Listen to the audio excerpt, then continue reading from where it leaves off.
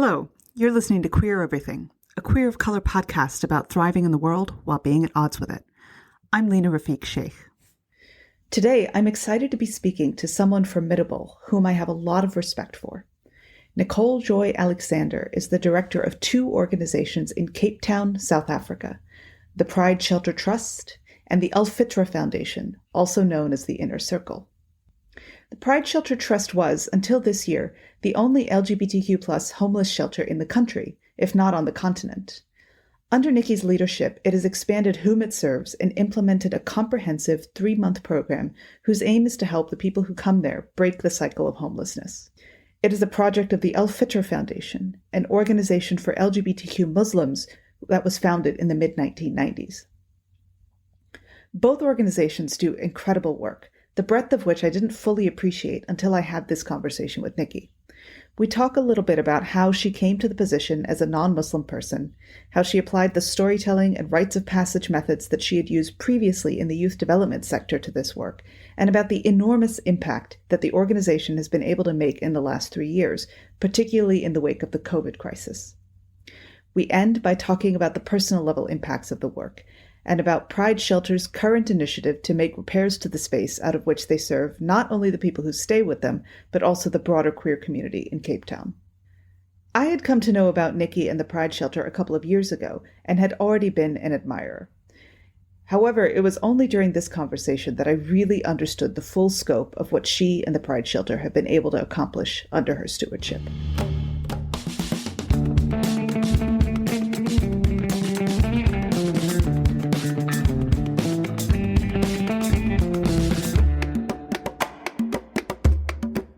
And we're recording. So I'm super excited to have you here, Nikki. We got to sort of know each other about 2 years ago when I first heard from my wife about the Pride Shelter in Cape Town, which you are the director of. I'm excited for this conversation because I know you also are the director of another organization, the Inner Circle in South Africa. And, with that, you work with LGBT Muslims. Would you introduce yourself briefly for our listeners? Wow, Lena, thank you so much. Sure. I'm Nicole Joy Alexander, but many know me as Nikki, which is very funny because my dad is the only one in the family that calls me Nikki. The rest of the people calls me Nicole. Yeah, I am 33 years of age and been working in community development work for basically half of my life. Straight out of university, just fell in love with working with young people and just giving back to the community because I grew up in communities that I could see I don't want to be part of a cycle or a system that just keeps you in poverty and just keeps you not motivated. And then just made that conscious decision, finish school, work hard, and then somehow give back. And then, worked for a youth development organization for about 11 years, and then almost decided to leave South Africa because I was like, I'm done with this. I'm so done. I'm tired. And then as I was about to leave the country, I got a knock on my door asking whether I could take over 2 incredible projects. And I was like, okay, what does it entail? And it was around LGBT issues. And I'm like, whoa, hold on. Again, somehow the universe was just like, just hold on a little bit in the country and see what you can give back. Yeah, so this was happening at the end of 2018. And that is where this organization, the Inner Circle, also known as Al-Fitrah Foundation. Mind you, I've never heard of this organization before. The focus is around queer Muslims. The Inner Circle basically took over Pride Shelter in 2018. So it's 2 major projects running at once. And I was like, yeah, sure, let me do it. Little did I know what I'm getting myself into. I've never worked in the sector before. Plus, it's got another layer of homelessness. But it's been 3 years, exactly 3 years, and I'm still on this journey. And being brought into a space, not just leading it, but I'm also growing as an individual in my own queerness. Yeah, so that's a little bit of intro of who I am and what I'm currently doing with some other smaller projects that I'm part of as well. But right now, my heart is beating in this sector. So I'm curious. Both of these are such wonderful projects. I was interested to see that Al-Fitrah has been around since 1986. Which, as somebody of Muslim background who is queer, that blew my mind that people were talking about this that early. And then I didn't know until you just said it that Inner Circle Al-Fitrah had taken over the Pride Shelter in 2018. So I'm curious about both organizations and their intertwined history. Sure. Okay. So I can only share what information that's been given to, because remember, I've also never heard about these organizations growing up. If I did, coming out to my family wouldn't have been that difficult. So Al-Fitrah, what I understand, So what I understand with Al-Fitrah Foundation is they actually started at a very interesting time when the country was coming out of apartheid, and actually 94, yes, and it was two Muslim men of color whose names I cannot disclose at this point because of their own safety. And they co-founded this incredible foundation, and their focus was mainly around how do we create safe spaces for gay men of color in the community. And I think that is where it all started. And they ran with this project until the time when I started, and then when it started expanding and getting more traction, because it was the only queer registered organization in South Africa, and it attracted other African countries. So they had programs that would train other queer or ally Muslims of how to set up safe spaces in countries in Africa. And other foreign nationals would also attend these programs. Together they had a safe space, a safe house, many years ago. And then in 2018, Pride Shelter's previous management, they wanted to let go of, the shelter and give it over to another queer organization. And that's where Al-Fitrah was one of the applicants who applied for the tender process. And they were successful, and hence why Pride Shelter is one of the projects under the umbrella of Al-Fitrah Foundation. So that is how the story was brought to me. And the more I started digging into the history, I was like, okay, now it makes sense why Al-Fitrah actually was successful, because they have experience of running a safe house. And they really have a structure of staff, trained staff, which has many years of experience. But they also just needed new strategies, new vision of how to take it forward. Pride Shelter at the time only focused on accommodating white gay men. Hence why I did not hear of the shelter. And in 2019, when I stepped in, myself and the team, we flipped the script. We changed the system. And we're like, this cannot happen. We cannot have another 10 years with the same narrative. It now focuses on being more inclusive and brings that humanistic approach to human engagement. So it's not just providing a queer homeless person with accommodation or a plate of food, but wanting to have programs that's going to have longer impact. Because I'm not a believer in recycling homeless people, not at all. Once they come through our programs or processes, the intention is reintegration back into society, whether it be family, whether it be how to show up better or more confident in the workplace, and how to create a safe space for self. Because it's also, there's something about the healing when you're at the safe house. And we don't like to use the word shelter at all, because you're there with other queer people in the house, and you create it for yourself. So that's how Al-Fitrah Foundation and Pride Shelter kind of dances these two. This is the synergies between them, and it has also its own challenges, but at the same time, myself and the team constantly just focus on what is the intention. Always reminding why are we doing this work, and realizing that for the last 10 years, Pride Shelter has been the only queer shelter in the whole of Africa, which says a lot. Right. We're tapping into a group of into a group of people that needs a safe space, and hence why this was created many years ago. So with that, also narrative also needs to change. Let's just challenge the system. And if I get into trouble, I will apologize later. But yeah, it has its rewards at the end. But it can also be quite a burnout, you know. Yeah. I can imagine. So you took over Al-Fitrah from the founders. That's correct. And then your background is not Muslim, correct? Not at all. Not at all. So I'm curious, to the extent that you can share, right? Because I know you want to keep confidentiality. How did they find you, and how did they approach you about it?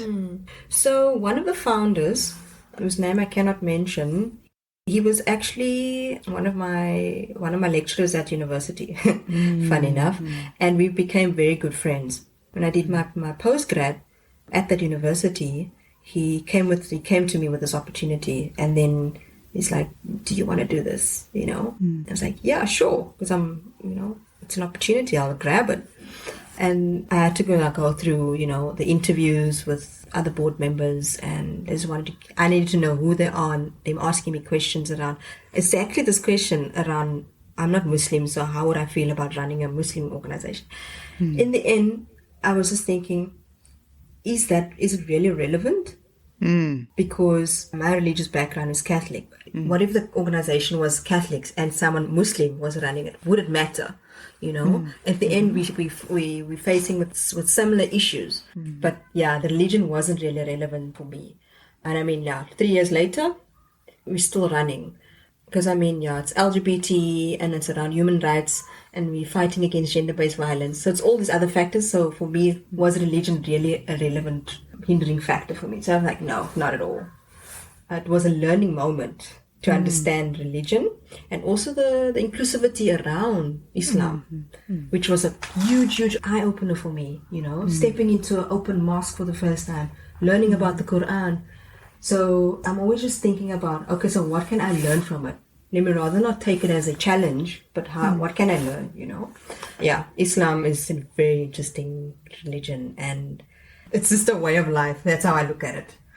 Same like any other religion. It's just how do you interpret as man in the end. So it's a relevance. What's the relevance around it?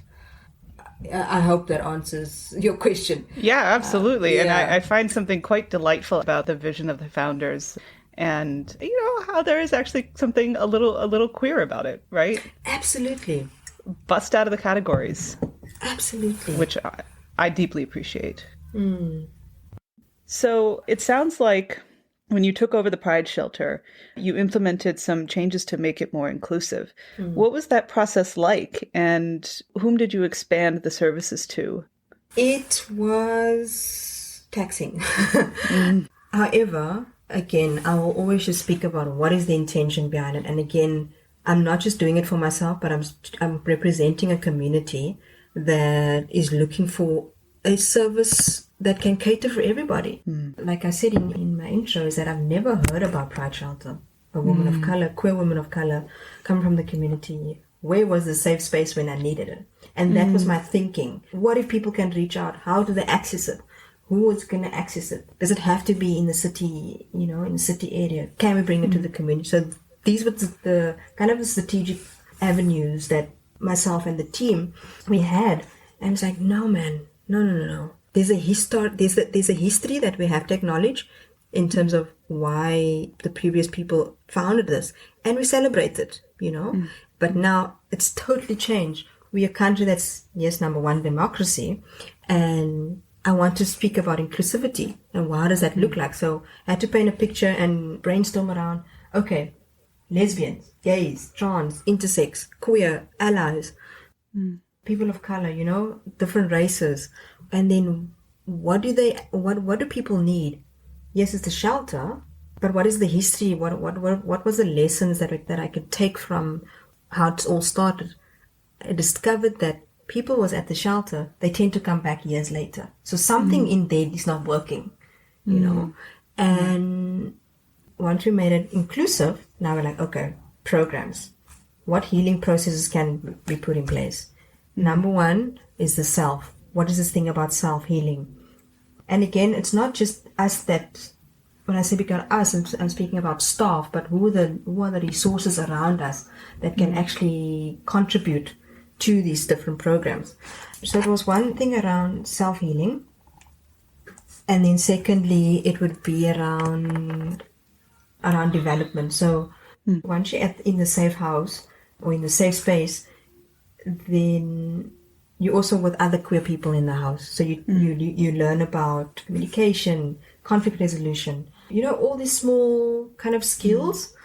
Because now you've been taken off the streets or you've been kicked out by your family and you're just in this trauma that society has thrown you in. That stress has been taken away, but now let's work on self.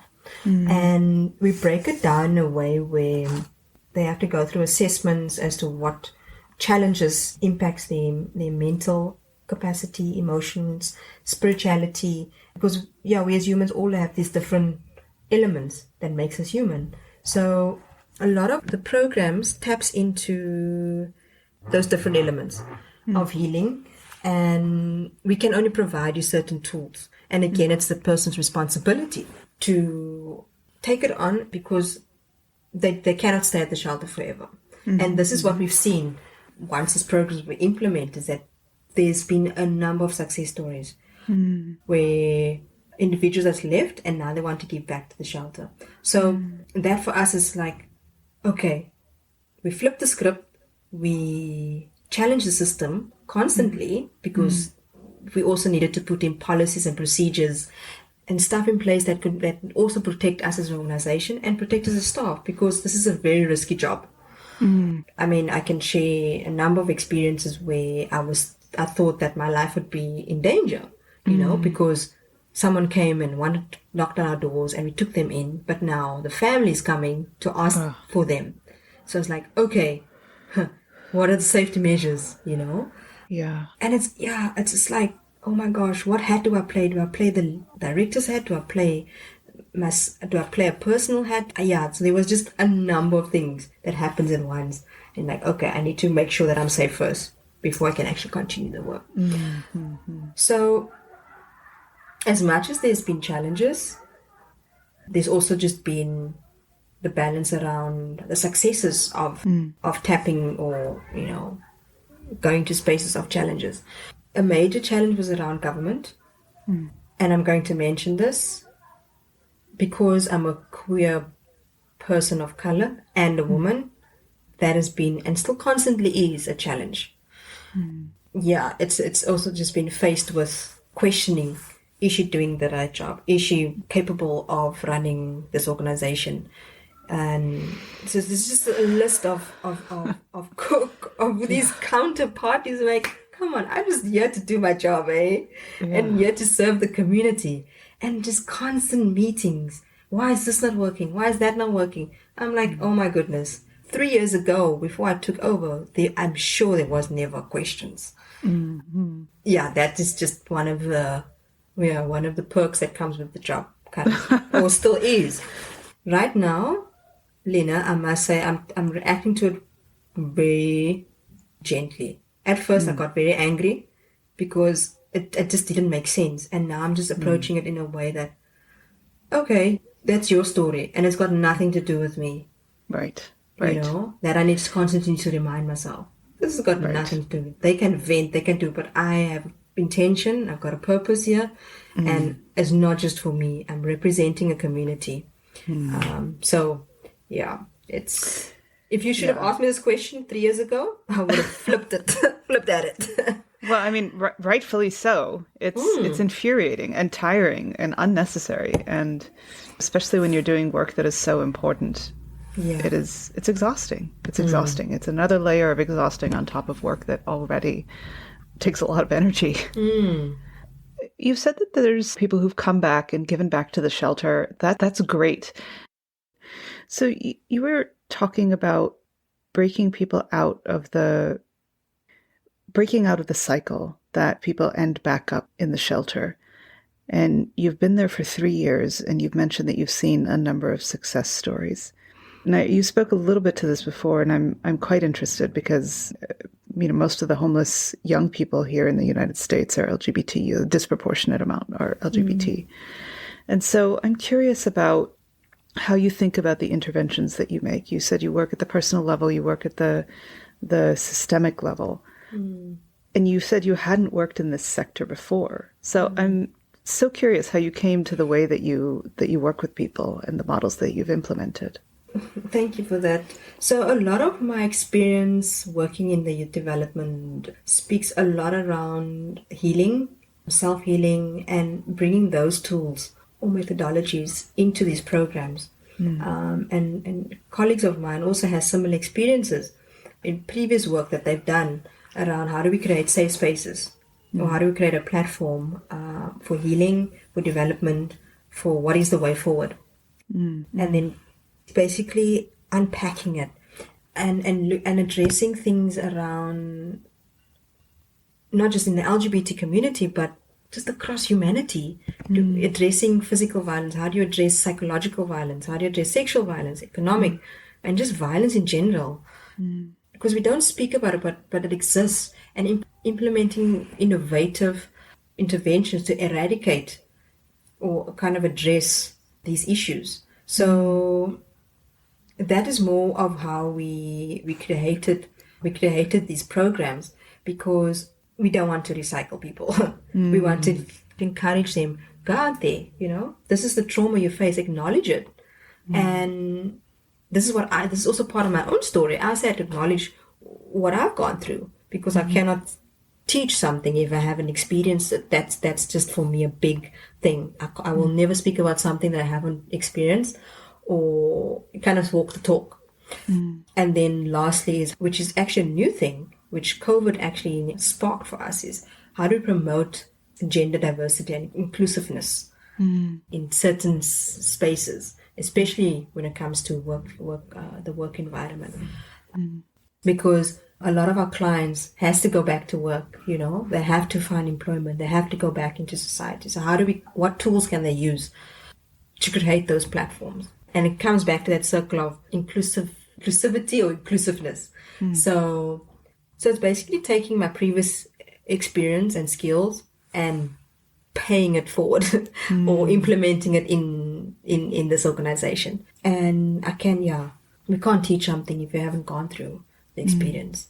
So when I speak about success stories, it's basically individuals that have taken a choice or made a decision that they don't want to end up on the streets again. They don't want to end up in substance abuse again. They don't want to end up selling their body just to make a living, to survive. They don't want to end up in an abusive relationship. People like that just made a choice and like, enough is enough, And there are particular people that I would love to mention, but I first needed to ask permission. They want to just continue giving back, because Pride Shelter gave them the platform to heal and gave them a second chance to live, because mental health, suicide is a big thing. Not being accepted, living on the streets just to survive. What's the next solution? Suicide. So Pride Shelter basically gave them a platform to heal and get through the trauma. Yeah, and I'm just following their development, and I'm just constantly in awe when I get a WhatsApp or they send me a picture to say, look, this is what I'm doing. And it's all because of, the organization that gave them that opportunity. And of course you get the people that do not take the opportunity and they go back to the streets. And that's okay, because we cannot save everybody. They have to make a decision. So, I mean, if I get an opportunity to run another organization, these will be the teachings. That's what I wanted to bring. It's the teachings. I think that was just one of the biggest things I've learned at high school, is that you can't keep resources to yourself. You've got to teach the next person. And that's how this paid forward philosophy continues. Knowing a little bit about the youth development work and the strategies and the tools that you use, what you say does not surprise me. And I am actually really profoundly impacted by how these tools applied in this setting are creating real change. It says to me that you were exactly the person, the predecessors of Al-Fitrah knew exactly what they were doing when they picked you. Sure. After losing a few marbles along the way. I guess that's just part of the journey. Yeah, I can imagine. There's a lot in what you just said. And I also want to ask you said that it was your experiences as a young person and not really having connection, community resources that led you to accept this posting. I think that that's something that a lot of queer people will resonate with, not having had any models or having had any idea how to interpret or understand the way in which they were different to the things that they were experiencing. So I'm curious what it was about the way that you grew up and the things that you wish you had access to that led you to take this and to know that you could make an impact. I think where I would like to start is as a young person, when did I actually know I was queer? That was the first thing. And what was happening for me at that stage? Was I going through a phase, which is always the kind of the question, or people assuming, oh, you're going through a phase. No, man. Nobody thinks that heterosexuality is a phase. That Exactly. kills me, right? And it was a very brief phase for me, heterosexuality. Mine too. And I was like, I was battling with the fact, what is this feeling? Why am I feeling this way? There's no platform that I can actually approach and ask these questions. And I wish there was platforms. Yes, the internet was there, but it was like, I don't even know where to start. And then my peers, we mentioned it at school, but again, it was just like a joke. And I was like, okay, fine. I'm quite a shy person at school back then. I don't speak much. So let me just figure this out myself. And telling my parents, and eventually, look, I'm dating this woman, because they were asking questions, why am I spending so much time with this woman? And I'm like, well, she's my girlfriend. And my father just, he started crying. My mother was furious. Mother, please forgive me for saying this, but you were furious. But they didn't understand why their only daughter made this decision. And I was in, matric, which was like also at a stage of discovering my sexuality, but also what is happening to my body and all these feelings and why to the same sex. So I was like, you know what, parents, calm down. It's not the end of the world. It doesn't change who I am, but this is a decision, or this is the emotions I have for or attraction for the same sex.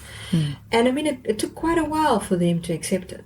And for me, I wasn't at a stage of, do I need the approval? It was, I needed to work through my own challenges. And I wished I had someone to speak to. I wished I had a counselor or someone, to figure this out with. And I think this is also just why I was speaking about how would I make this different for the next young person or next person who's going through some experiences. Because I think I'm just one of the few stories where the parents didn't kick them out because of them coming out. I'm like, thank God this didn't happen to me. But what if it did? Where would I have gone to? And it was quite funny that this person who actually brought me into this job, he was actually my point two person at university. And we had constant conversations.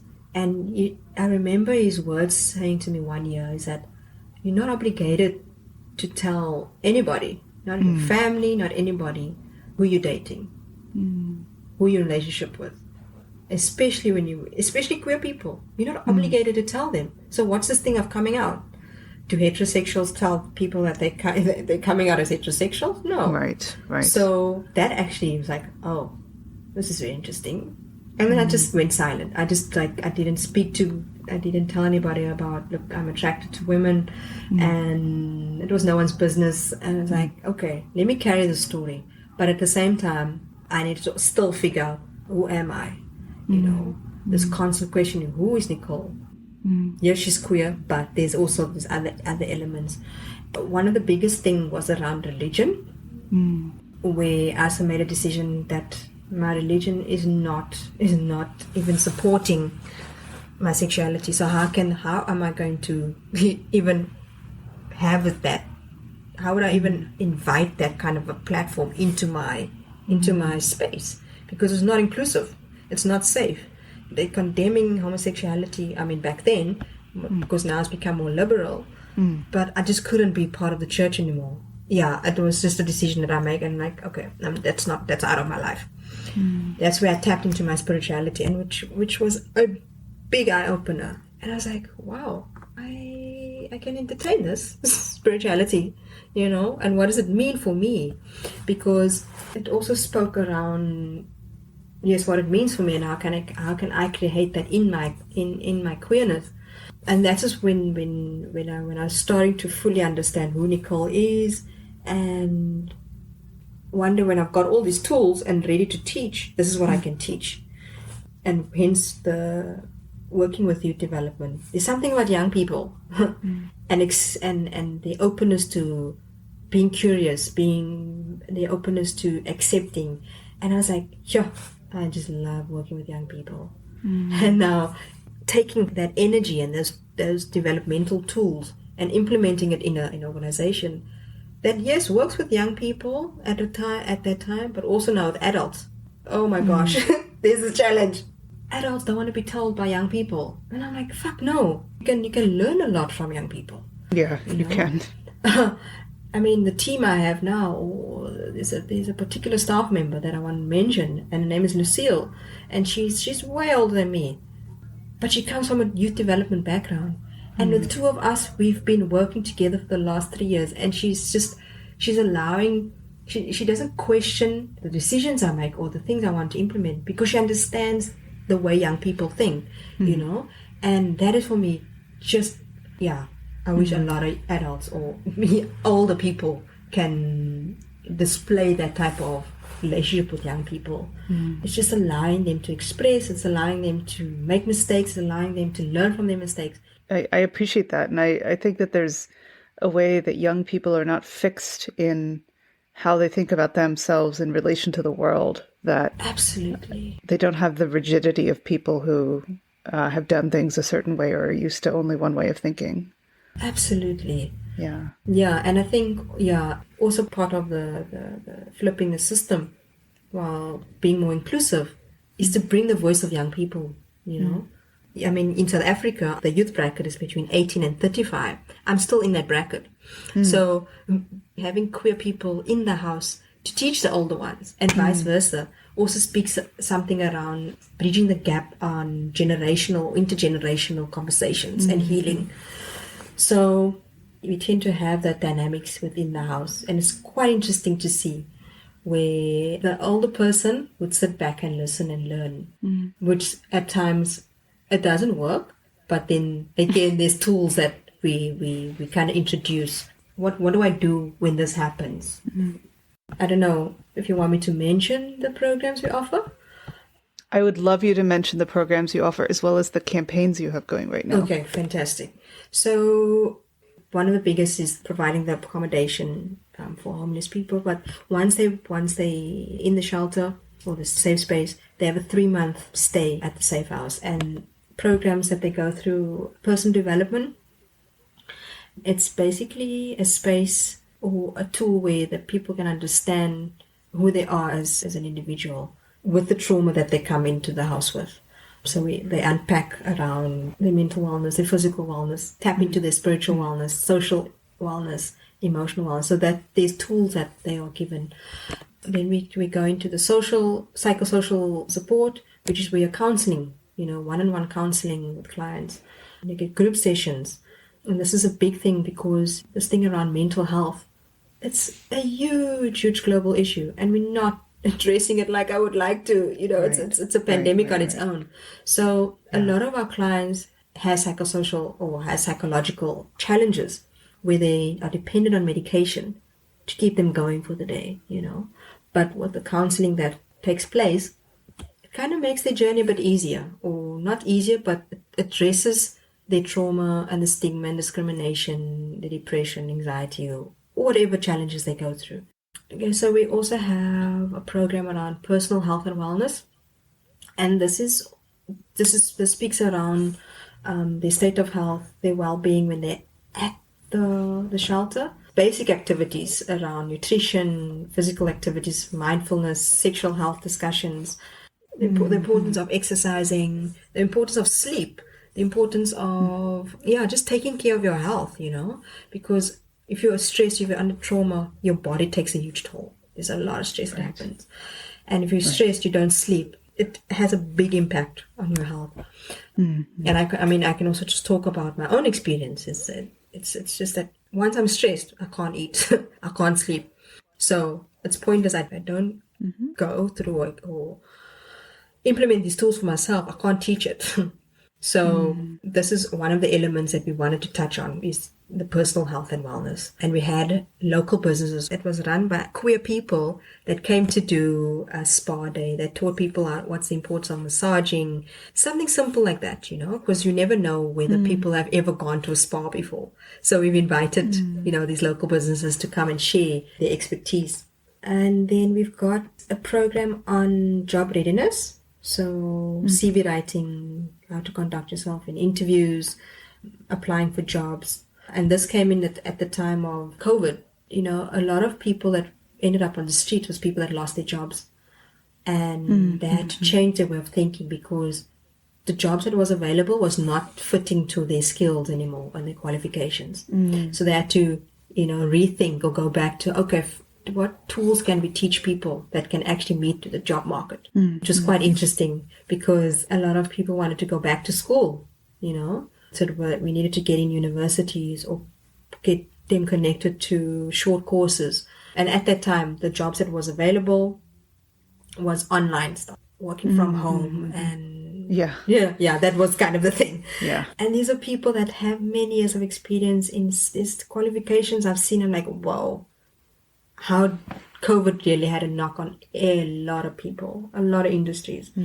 So we had to think this differently. How do we introduce job readiness towards people that have been in certain sectors for so many years?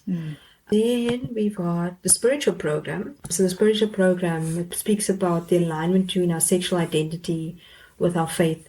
And it's a focus on deepening a spiritual awareness with self. And how do we connect our queerness with spirituality? Is there a difference? Is it one thing? It's not separated, But again, we would bring experts to run sessions. But we do have one of my colleagues. He runs a Bible school he stays on site, and he runs a Bible school it's quite open, so you're not obligated to attend, and people can define spirituality or the Bible school for themselves. Yes, you'll speak about the Bible, you can speak about the Quran, but when you also have someone who is not affiliated with the Bible and wants to practice meditation, that's okay. The space is provided. That is also beautifully queer. Yes, absolutely. And even with Ramadan, what happened in the past, before COVID, is that we'll have a speaker to come speak around, different... the important dates during Ramadan, and they would come and share a sermon or khutbah or something. On every Friday there'll be an open mosque, and everybody's invited, not just Muslim people. And it would be so empowering and it would be so insightful, because at the end of the day, it's not even about who you're worshipping or what religion you're connected to, but somehow we are all connected to something, a higher source. And this is one of the programs that we saw as important. If you take away all these other things from us as humans, somehow one spirituality or connection to the universe is still there and still keeps us grounded. So this is one of the programs that we okay, it's very important to have. Then we have the nutritional food relief. This actually happened during COVID, where we would create food parcels for other homeless people. Yeah, and I remember you and Nicole actually supporting this initiative, because it was also just a way of, yes, as much as people are giving towards the shelter, we also need to give back to other homeless people. And this is where we had excess of food. And we were like, okay, let's just create parcels and just give, And there would be times where one of my colleagues, he would make food and then he would just go down to town and then dish it out to the homeless people that lives there. This, because it also just depends on, the resources that's available. Right, of course. Yeah. Then we have the gender-based violence. Yeah, the gender-based violence support, which is going into the community, and especially in communities where there's kind of the major violence that's happening towards the LGBT community, Cape Flats area, township areas. And as much as we bring the tools, there's also interventions that we make available, or let's say resources that we make available in case there's situations happening by leaving, by letting you know, look, there's this pride shelter that's existing. This is how you can contact us. But we would work through other queer organizations. We won't just go into the community because other queer organizations work in the community a lot. So we would, we would partner up with them, which it's more safer to do that. Then, that's about, in a nutshell, the programs. So currently, the campaign that's running. Can I ask you something? Yes. Can I ask you something before you say that? How many of these programs did you implement? Let me just draw up these numbers. So which is quite funny, the year when this new programs was implemented was exactly in the year where the pandemic hit all of us globally, 2020. Yeah. And this is where we had to think on our feet. How are we going to make this happen with the participants, with the rest of the community? And in that year, we had 6,021 participants. Wow. With 332 workshops. Yeah, the program that was ran in that year. And we only had 13 facilitators, which includes staff and then volunteers. And we needed to make this happen. And it was like, oh my goodness, somehow, to this day, I didn't know how we pulled it off. But when I'm looking, when we're doing the monitoring and evaluation, I'm like, is this numbers actually true? And it's like, yeah, it was not just for the shelter, but it was mostly, people, the queer community outside of the shelter that needed the services more. So that's incredible, Nikki. That's just incredible. These numbers still shock me.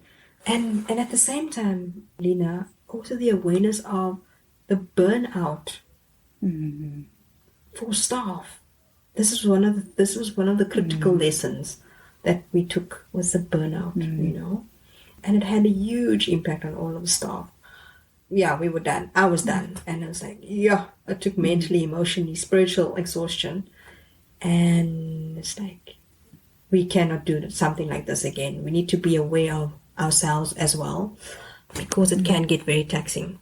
But this is one of the highlights in this 3-year journey with the shelter. It's like, So out of these programs that you told me about, and you said that a lot of them came about during the pandemic, so the life skills and the structured journey and the employment readiness and spiritual identity and nutrition and GBV support, they didn't exist before you came in, is that right? The only thing that existed was, what is it? Oh, was just providing people with accommodation. The shelter. That was the only kind of I'm sure there was support before I started, but there was no evidence that I could see from the shelter, because why did people come back for the service, I hope you feel what an incredible accomplishment that is, especially if you're stopping the, as you say, recycling or the repeat visitors. I'm in awe, I have to say. Sure. I know, I truly am. And, I hear you also saying that you're feeling your time there is coming to a close and you're ready to hand the reins over.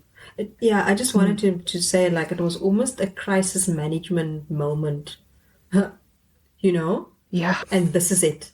So now I'm like, I did my piece, someone else can take over, And as I'm hearing you, I was like, actually, Nicole, you have to celebrate this moment, because I don't do that, I don't celebrate these successes. Yeah. I always just say thank you to staff, and they're like, but you're also part of staff, Nicole. You're doing stuff behind the scenes that we don't see. I'm like, I don't want to be part of the limelight, but now that you're saying You have your hand on the rudder. That's what being a leader is. Yeah. Okay, so listen, you were saying to me at the beginning of this call, that at the beginning of this conversation about people questioning your ability to lead this. Yes. Yeah. Okay. That, I think, has very decisively been put to rest. Oh, my goodness. Now, I understand that the shelter has an important campaign going on right now. Yes, which I'm quite excited for. So let me just give you a bit of historic information of the space or the property where the shelter is situated. It's one of the heritage sites that belongs to the city council. And I mean, it was granted to Brad Shelter 10, 11 years ago. They're still there. So the campaign is basically towards the renovations. As much as we're leasing from the city, we have a responsibility to take care of the maintenance and repairs on the property and the building. And now it's come to a stage where it needs major makeover.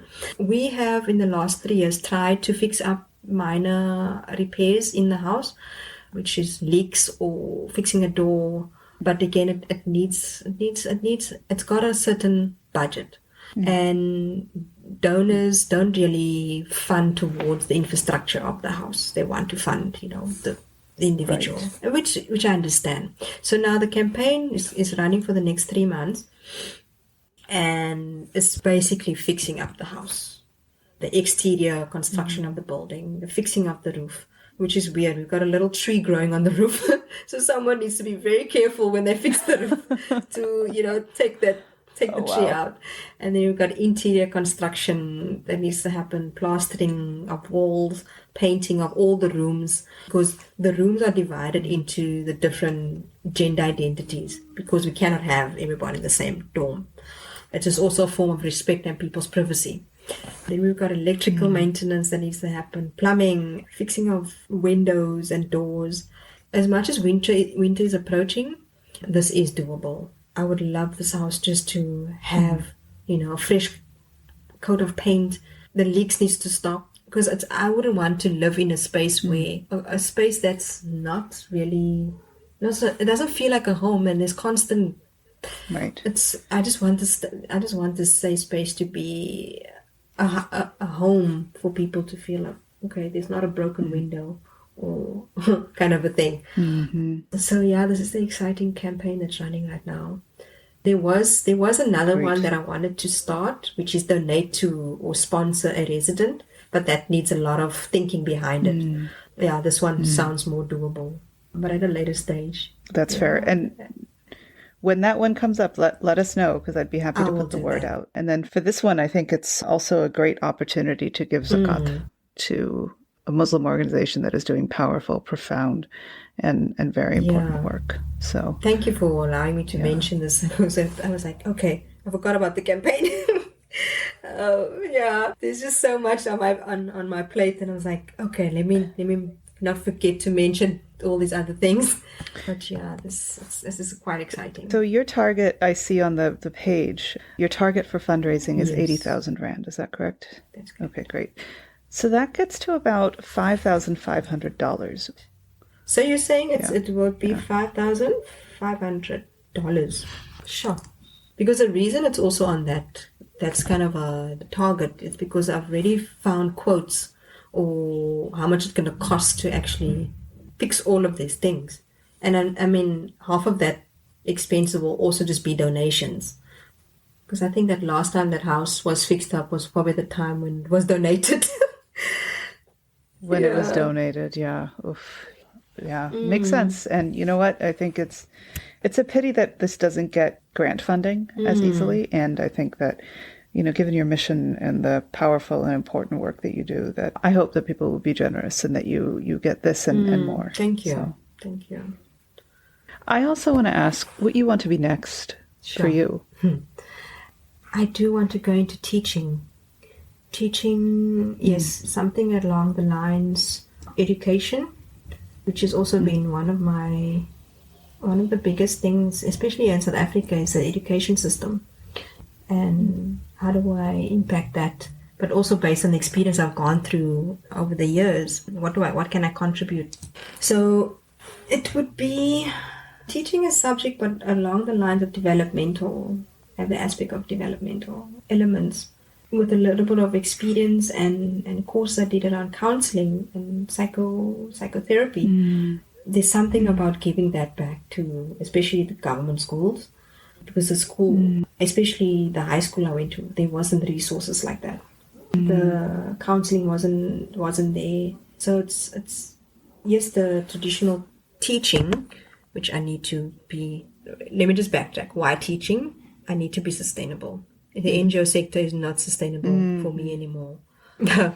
And I'm just at a stage in my life where, as much as I'm tired and exhausted of working in community, I need to start focusing on my own needs. I want to start a family. I want to have children. Financially, I want to be sustainable, and stable, and have that sense of financial security. And the NGO sector is not giving me that at the moment. Or if I do forecast, it's not going to be sustainable. So teaching has been a calling in the last year.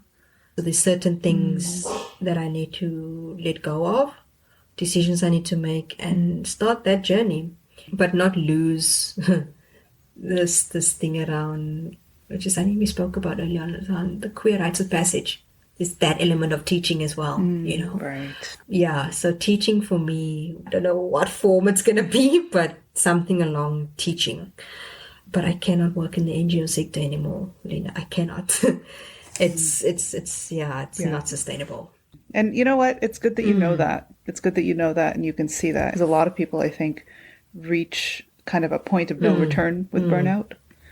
And I think you're smart to be lining up what's next and really thinking deeply about what you need in terms of it. So I'm a big believer in queuing things up. Absolutely. And I mean, I had probably twice, almost a third mental breakdown because of burnout.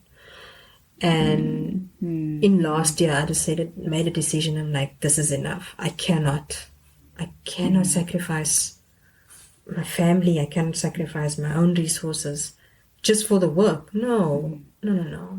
So it took me some quiet time to be in the mountains to realize enough is enough. Yeah. So that's the next journey I want to. I've invited. So somehow the universe must do its magic. So all this can happen. Yeah. Well, I have a feeling it's already in the works. I would love to have a conversation about rites of passage and queer rites of passage and how you all think about that and experience it. Now I'm coming to it as a quite naive outsider who knows about it because I'm married to somebody who knows the power of the process. And I think that there's a connection there between spirituality and the power of knowing the self and connecting to the universe and storytelling and being in community that's just deeply transformative as you're using what you know from that in Pride Shelter shows. Yeah. So I'd love to talk about that at some point. It's just so profound and powerful. This is quite exciting. Yeah. Sure.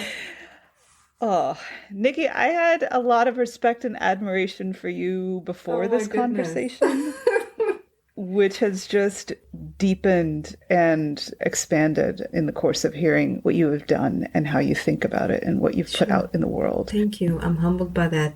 And I'm very excited to be sharing this story, this perspective, and, the amazing work that you and the shelter and Al-Fitrah are doing with the folks who'll be listening to this. Sure. Thank you. And thank you for creating the space for this queer podcast to happen, Yeah, it's platforms that's needed. It's one of the safe spaces that one can express as well. It's powerful stories that, I've listened from other people. And somehow it's also an opportunity to connect with other people around the world, Selfishly, having the opportunity to speak to amazing people and lots of queer people of color from around the world, selfishly, I'm getting a lot out of this too. Sure. So amazing. All right. It was wonderful to speak to you on here, Nikki. And perhaps in the not too distant future, we will speak again. Definitely. Thank you, Lena. For anyone who's interested in learning more about and supporting Pride Shelter Trust's Repair Initiative, I've included links to the fundraising page, as well as a YouTube video about it in the show notes. With the exchange rate, even modest contributions will go a long way. So if you're able to give, you'll be supporting a queer and person of color-led organization that does powerful, transformative work. Queer Everything has more exciting episodes in the works, and we'll be moving to an alternate Friday drop schedule. Thank you so much for listening. Until next time.